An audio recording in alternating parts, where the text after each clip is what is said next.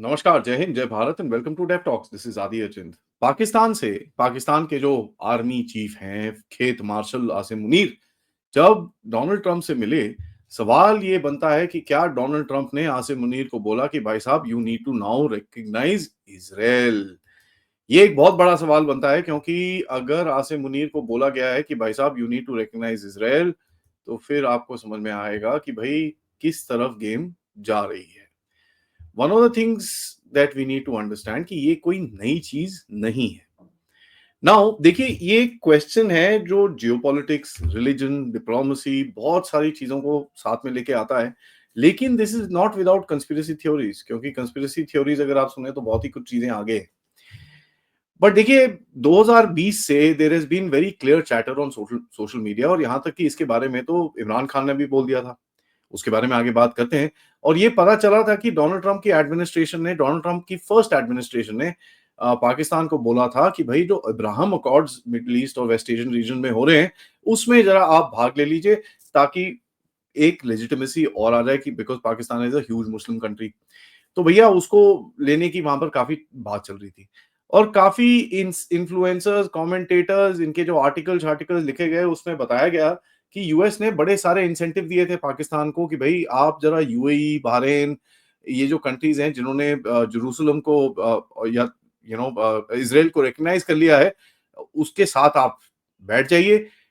आपको खूब सारे हम पैसे पूसे दे देंगे, मिलिट्री हार्डवेयर सब कुछ आपको दे देंगे, तो आप जरा ये इब्राहिम अकॉर्ड्स का पार्ट बन जाइए। ना यहाँ पर देखिए, सऊदी अरेबिया की तरफ से तो रेजिस्टेंस है ही है, but there is also resistance from Pakistan. और एक one of the Trump part one का जो एक बहुत बड़ा एक अचीवमेंट था, वो था अब्राहम अकॉर्ड, जहां पर यूएई, बहरीन, सूडान, मोरक्को, कुछ ऐसी कंट्रीज ने डिप्लोमेटिक टाइज इसराइल के साथ नॉर्मलाइज करे। सऊदी के साथ भी कुछ टाइज बने हैं, बट कोई नॉर्मलाइजेशन नहीं हुई है। बट सऊदीज इज बोलते हैं on the verge of it. अब ये जिस वर्ज पे पहुंचे, तो यहां पर आपने देखा कि ये जो China backed, Iran backed Hamas ने आके फिर इसराइल पे अटैक करा, और जितने भी प्लान्स थे नॉर्मलाइजेशन के, वो पूरे कचरे के डिब्बे में चले गए। We saw that. एंड वो पिछले, आप देखेंगे ट्रंप जैसे गया, उसके बाद बाइडेन के टाइम पे यूक्रेन शुरू हुआ, और यूक्रेन के बाद ये चीज शुरू हुई यहाँ पर। सो जितने भी प्लान्स थे अबाउट आईमैक, जितने भी प्लान्स थे अबाउट इब्राहिम अकॉर्ड्स को आगे लेके जाने के लिए, क्योंकि यूएस में एक कंटिन्यूटी ऑफ पॉलिसी रहती है, वो सारे कचरे के डिब्बे में चले गए। और इसके बारे में काफी बातें चलती रही। बाइडेन के जो जितने टट्टू थे सब घूम घाम के they couldn't do much. Trump साहब वापस आए हैं and he is talking about the same things again कि मुझे अब्राहम अकॉर्ड्स दोबारा कराने हैं। ना अब्राहम अकॉर्ड्स अगर कराने हैं, तो उनको ये जो मिडिल ईस्ट में टेंशंस हैं उसको कम करना पड़ेगा। उसके लिए सबसे बड़ी चीज क्या थी कि उनको ईरान को जरा थोड़ा सा डाउन करना था। ना ईरान को अगर हाइपर हाइपरबोली अगर आप देखें, जो प्रोपेगेंडा आप देखें, तो आपको ये दिखेगा कि ईरान को इन लोगों ने डाउन कर दिया है। अब ईरान थोड़ा एक नेगोशिएशन टैक्टिक में आ जाएगा। और वैसे भी एक चीज तो बड़ी क्लियर है, ईरान के पास जो 3 एच थे, जो उसकी पावर थे, हमास, हिजबुल्लाह और हुतीज, तीनों की वहां पर बैंड बज चुकी है, और ईरान के अंदर भी काफी डैमेज हुआ है। सो ऑब्वियसली जो उसकी एक कैपेबिलिटी है to create trouble will be much lesser within the region. तो यूएस सोचता है कि ये एक बड़ा सही टाइम होगा अगर यहां पर कुछ ना कुछ एक बड़ा विन मिले फॉर डोनाल्ड ट्रंप। ठीक है। अब देखिए, यहां पर एक बड़ा win for Donald Trump. Now Pakistan एक बड़ा इंटरेस्टिंग कंट्री आता है इसके अंदर, क्योंकि पाकिस्तान आता है भाई ईरान के एंगल के अंदर, जो यूएस को करना है एयर स्पेस, शेयर स्पेस, कोई आपके फाइटर बेसिस, ये वो ड्रोन शोन चलाने हैं जो ईरान के अंदर उल्टे सीधे काम करने हैं, यहां से आईएसआईएस को भेजना है, जो भी करना है, उसके लिए आपको पाकिस्तान की जरूरत है। और अगर आपको एक सिग्नेचर और अपने फ्यूचर के अब्राहम अकॉर्ड्स में फटाफट से डलवाना है, पाकिस्तान अगर रिकॉग्नाइज कर लेता है इसराइल को, तो ये एक बड़ी इंटरेस्टिंग सी विक्ट्री होगी डोनाल्ड ट्रंप के लिए। और आपको सबको पता है कि भाई Donald Trump is looking for victories. Now इसको देखिए, ऑफिशियली तो कुछ नहीं है, ठीक है, ऑफिशियली कुछ नहीं है। और यहां पर देखेंगे कि इमरान खान ने भी एक स्टेटमेंट दिया था और रूमर्स के बारे में बोला था कि भाई, and I quote him, that हम लोग प्रेशर में हैं from friendly countries to recognise Israel, but Pakistan will not do so unless Palestinians are given their full rightful state. So ये वहीं पर ही आती है कि भाई ये जो दो कंट्रीज अभी बैठी हुई हैं कि भाई पैलेस्टीन का इशू का खत्म करो, हम लोग आके इसराइल को रिकॉग्नाइज कर देंगे।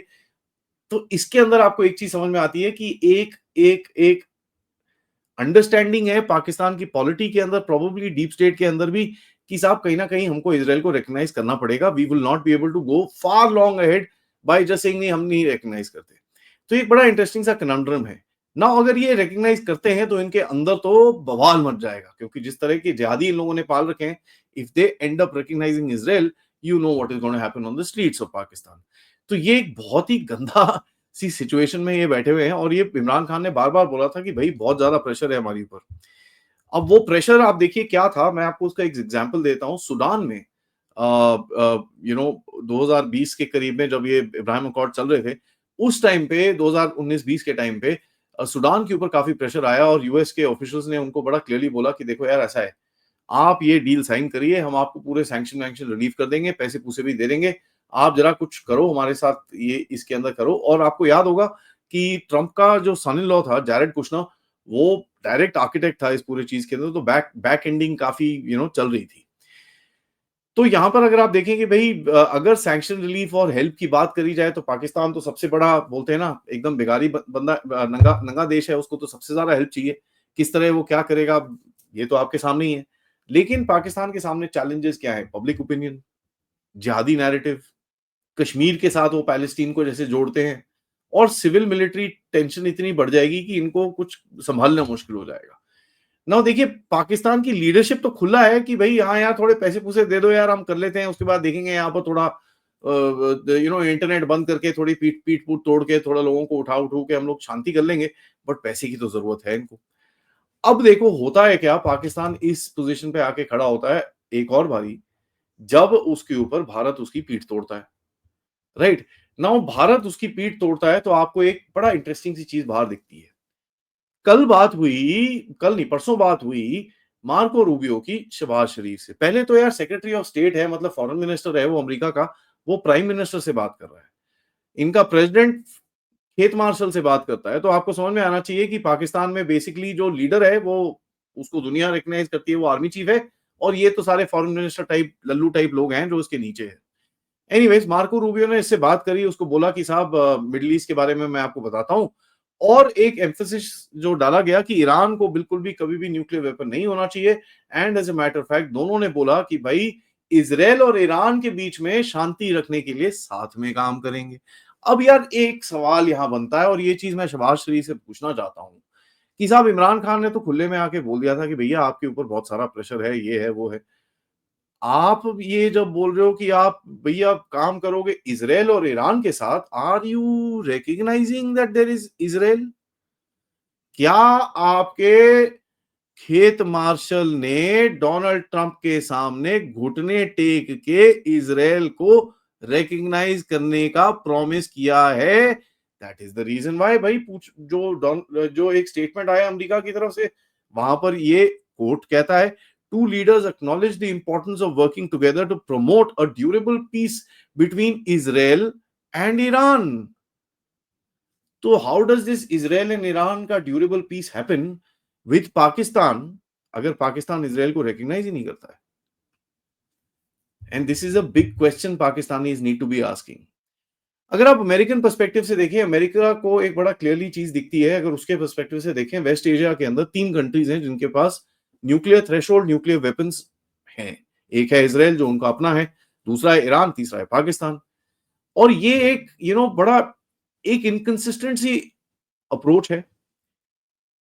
इसराइल के साथ बड़ी लीनियंसी है, भाई इसराइल जो मर्जी करे, डजंट रियली मैटर।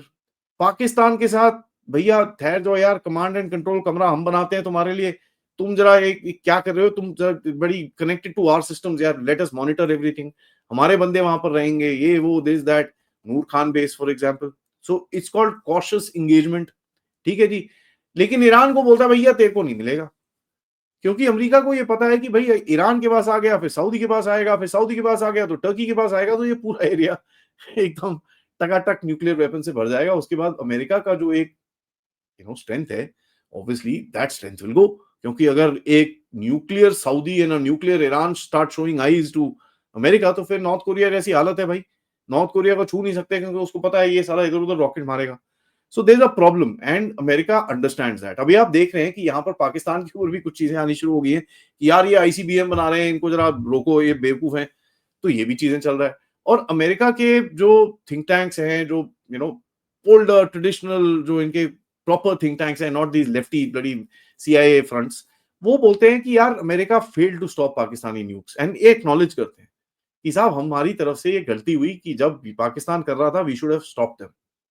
इंडिया कर रहा था बिकॉज ऑफ चाइना, एंड ये चीज तो अमेरिका को भी पता थी एंड दे इनकरेज्ड इट। ठीक है, टू इन द 50-60s इन लोगों ने इनकरेज किया था भारत को, तो they would have accepted India, but Pakistan they don't. जो इनकी स्टैब्लिशमेंट के अंदर है दे डोंट, दैट्स व्हाई ये इंगेज रहते हैं पाकिस्तान के। नहीं नहीं नहीं, तू उस तरफ मत जा, तू इधर ही रह, ठीक है, तू इधर रह बच्चे, इधर रह। बीच में चाइना की गोदी में जाके बैठ गया था, नाउ चाइना से उसको वापस खींचने की कोशिश कर रहे हैं।